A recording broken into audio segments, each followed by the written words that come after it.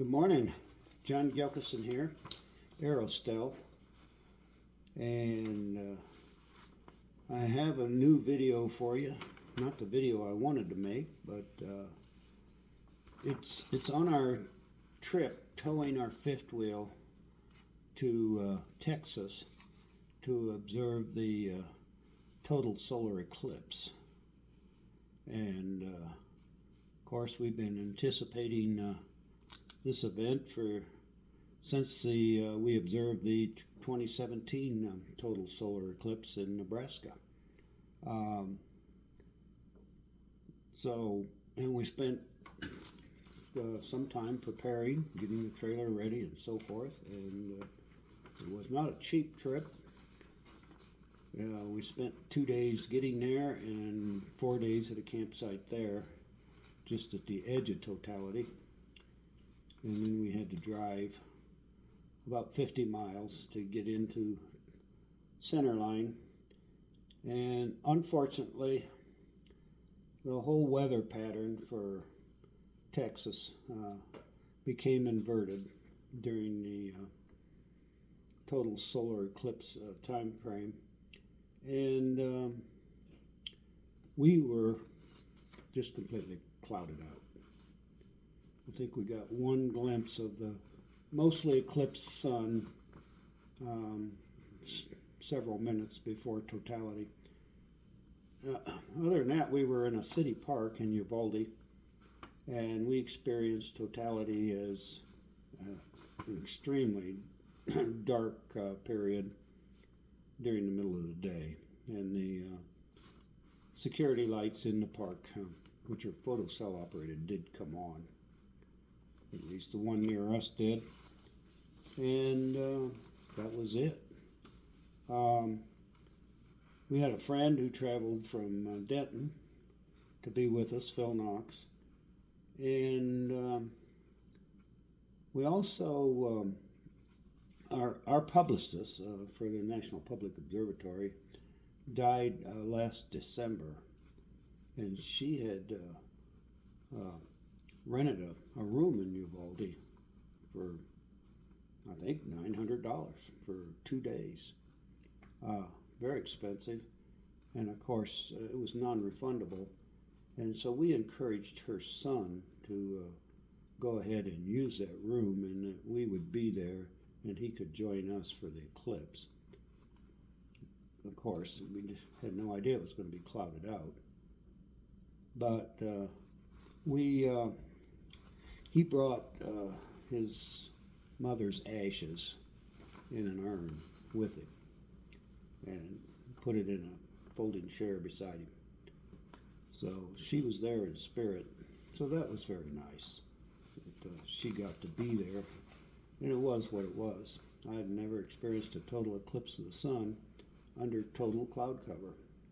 Fact is, we laughingly started calling it the total eclipse. And instead of totality, we got to witness obscurity. So, and when I think of the tales of in the 1700s of scientists, natural philosophers back then, who some of them traveled halfway around the world to witness a transit of Venus, and either died for their troubles, or in the case of one story, which I think is famous, indicative of what could happen, he was a Frenchman, and he traveled to India, and he was clouded out for the first transit of Venus. And then he stayed, he lived in India for the next 8 years so he could have a chance to witness the second one. And I think that was a failure also. And then he went home. So he was gone for a period of over a decade, roughly. And by the time he got back to France, he found out he'd been declared legally dead. And his estate had been sold. So, could have been a lot worse for us, is what I'm trying to say. We fared pretty well. Anyway, this trip was expensive, and we have a fifth wheel that is like 30 feet long and about 9,000 pounds, and it's too much fifth wheel for the truck that we have. And also, it's too much fifth wheel for us. We're getting up in years, and it has a bunkhouse in it, and the whole idea is you can have grandchildren or, other people joining you, and they can stay in the bunkhouse, and it's never panned out. So we found, and also our trailer's getting old. It's a 2012, and it's been a bit of a maintenance headache, and we decided it was time to trade up or trade smaller. So we traded it in and financed a 2024 Arcadia, which is only 24 feet long, and it has a dry weight of 6,800 pounds. And the secret to that is it only has one slider, and it's got a nice bedroom, bathroom, kitchen, living room area. The whole back wall is the kitchen, and it's just a much nicer trailer. Of course, trailers have been getting better laid out, better features since we bought the one in 2012. So, and we're going to bring that in here. We're taking our trailer in tomorrow morning, and we're going to bring it back home then. And we got some company coming. They're going to stay in it. Our trailers do tend to be our guest houses, so they are useful for that. However, this is indicative of just this trip was 1,777 miles to Texas and back, plus that includes the driving around we did, which was about 450 miles while we were down there, once we were set up, in a place called Parasol, Texas. So anyway, one of the reasons we wanted to get a new trailer also is we've been wanting to go to the Florida Keys before they sink under water, before they disappear. And that, logistically, is, compared to this trip, is at least 3 times greater or so. You see what that comes out to. 1,776 times 3. Yeah, it's not quite 3 times greater. It's like 2.5 times greater distance. So one of the things we're hoping, and I'll be able to find this out, is with almost 3,000 pounds less mass and maybe a slightly smaller profile, that we'll be able to maintain better fuel efficiency with this slightly smaller trailer. And so anyway, here are the stats. We drove a total of 1,777 miles as I've indicated, and the actual fuel consumption was 196.895 gallons. You might as well just say 197 gallons of fuel, and fuel ended up costing us $716.90, $717. So there you have it. The average price for fuel was $3.61 for a gallon. And the reason for that odd amount is that when we tow, because we have an EcoBoost engine which is turbocharged, we have to increase the octane. Normally we can run 87 octane in it, but what I do is I run it down to a half tank, and then I go fill it up with 91 octane or premium to start with, and then from then on out, while I'm traveling, I only use 89 octane, which is mid-grade. And it seems to work well. I haven't detected any knock or anything like that.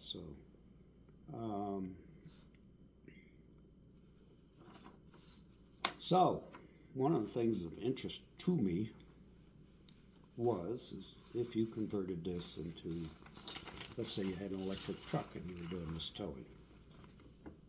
Well, if you convert 197 gallons into electricity, it turns out to be 6,635 kilowatt hours. Now, because an electric truck would be 3 times more energy efficient at minimum, you would end up only having to purchase 2,211 kilowatt hours for such a trip. Now,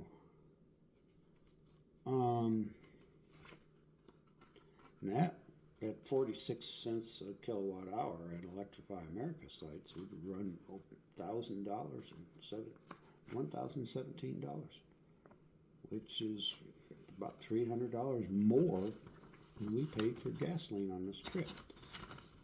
Now, one of the things I've figured out, and this is key to traveling in general with electric vehicles, is if you can use destination charging. In other words, you might need DC fast charging while you're on the highway because you need the speed. But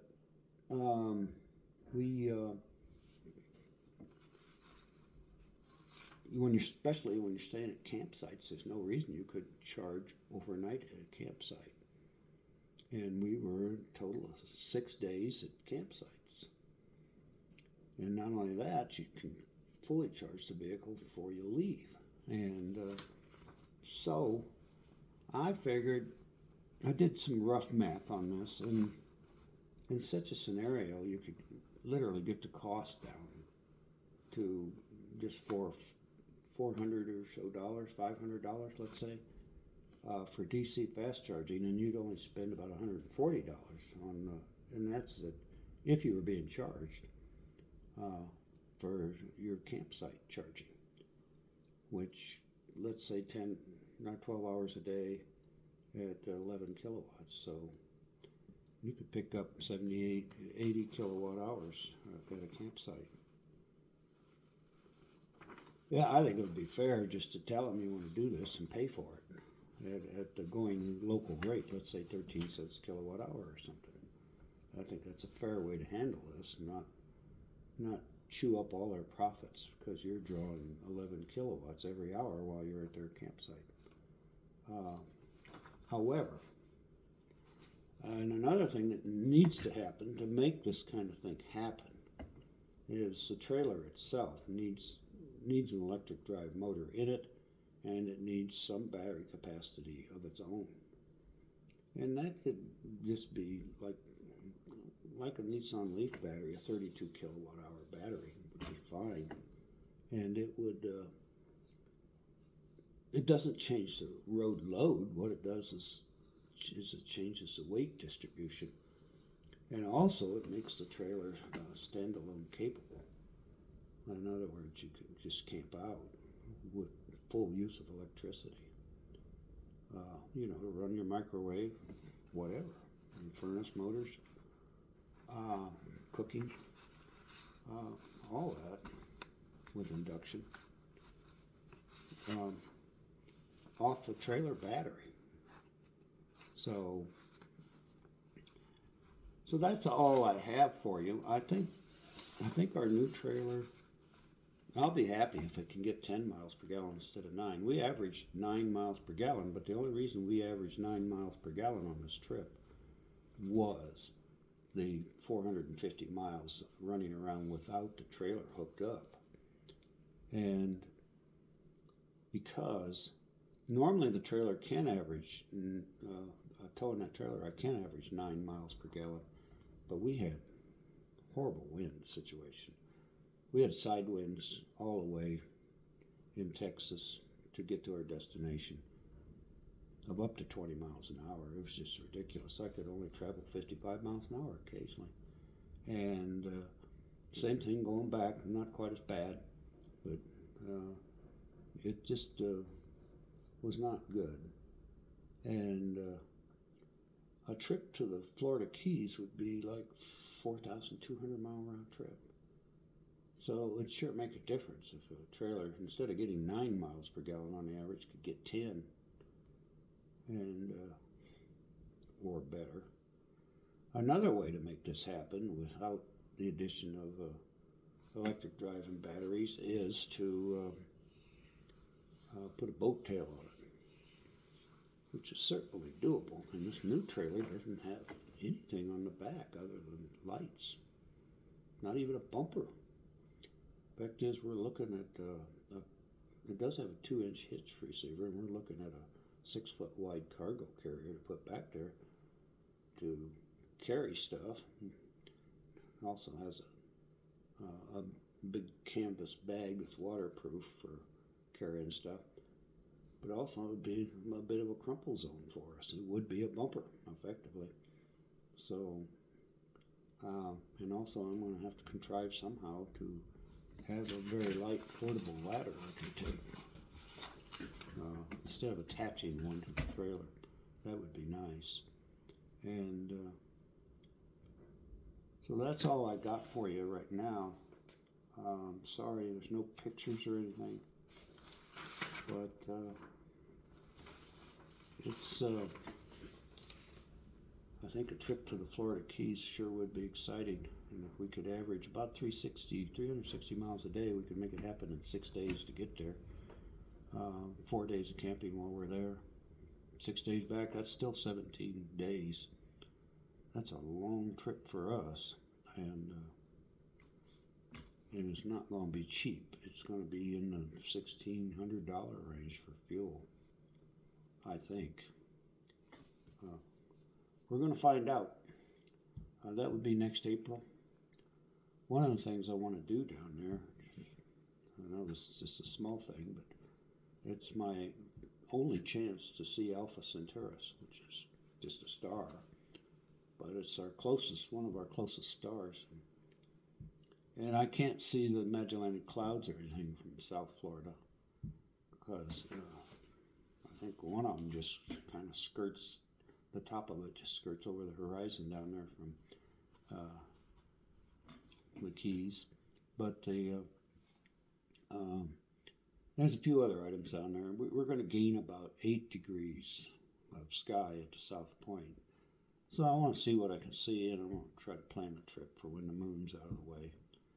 And if the weather doesn't cooperate, it just doesn't cooperate. We're still going to enjoy the hell out of going to the Keys, and I also want to stop by Cape Kennedy, Cape Canaveral, whatever the hell they're calling it nowadays, while we're down there. So we'll see you on down the road, everybody. That's my total solar eclipse report, and that's my tow a gigantic fifth-wheel trailer to the middle of Texas from New Mexico report. And you all take care. Bye-bye.